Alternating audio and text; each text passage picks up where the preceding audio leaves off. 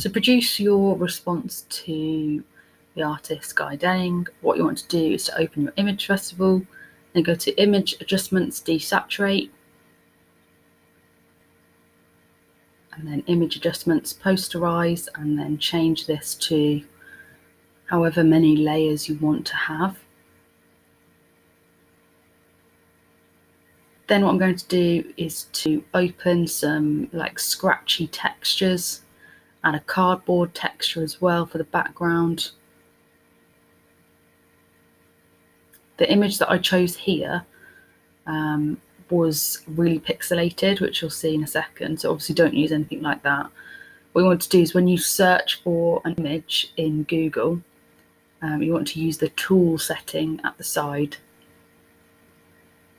and change the size of the image to large. That way that the images that come up in the search will be of high quality, and then save those to a place that you know where they are so you can access them really easily. Obviously don't get ones with watermarks over them like that one, but for the purpose of this video, just to show you the process, obviously it's all right for me to do that, but try to get an image without a watermark on.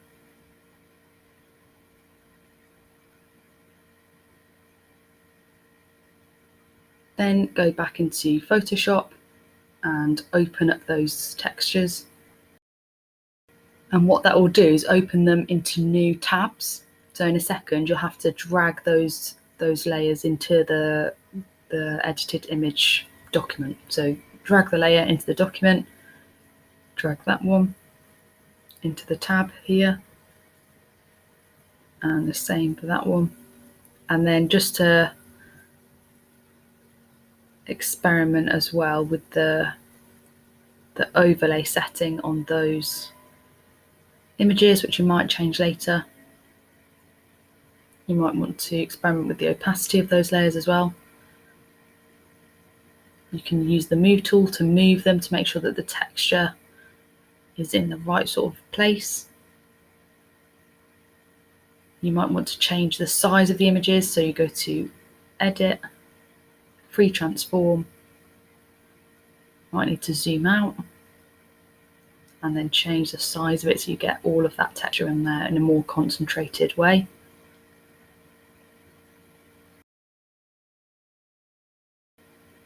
You might want to experiment with where the layers are, how sort of poignant they are.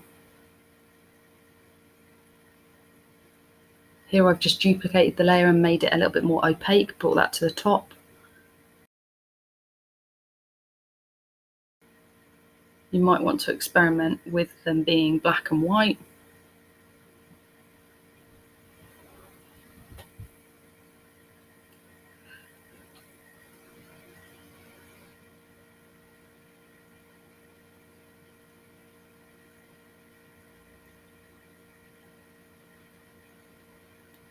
And for the time being, what I'm going to do is just hide those layers, those texture layers, and edit the main picture.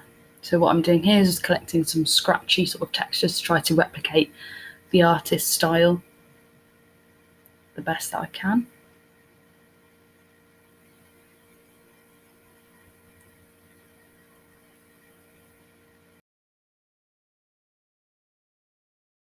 Then I need to open those images into the document. And then again, follow that same process from before, dragging those layers into the main document.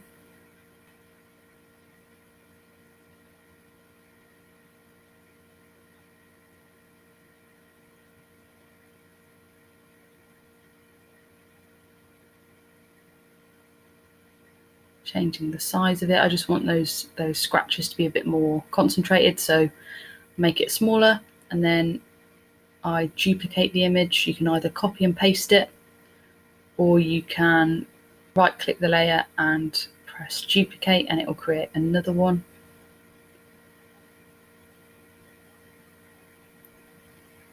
And then what you might want to do is click both of them and merge them together to create one image.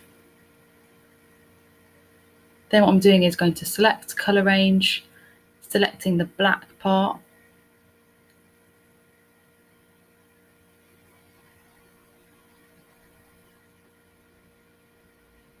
Then going to select inverse and pressing delete to delete everything but the area that we've deleted, and then to delete the area that we didn't select initially.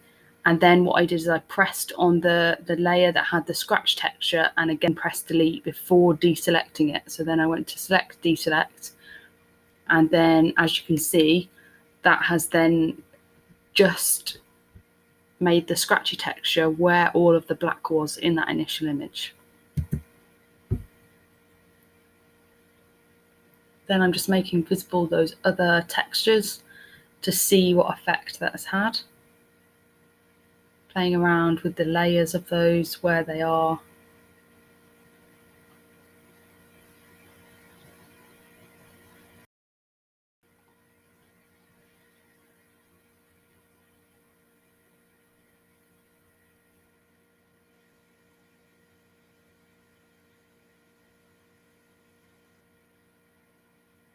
This time I'm going to go to select colour range and click on the light grey area, click inverse, click delete,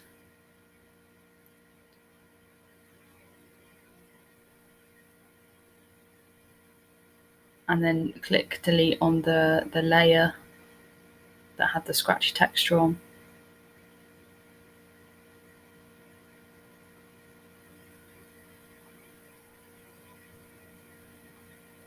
Then I've gone to filter gallery and clicked on the graphic pen texture, or the graphic pen effect, sorry, and then playing around with the sliders to see what effect that has, and clicking OK. Making that layer a little bit more visible.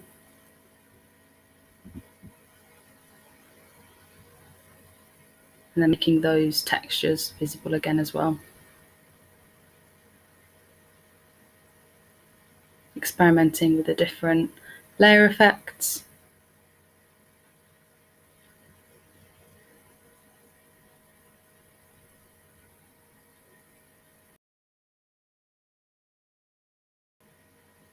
Then going to File, Export as JPEG once you're happy with an edit.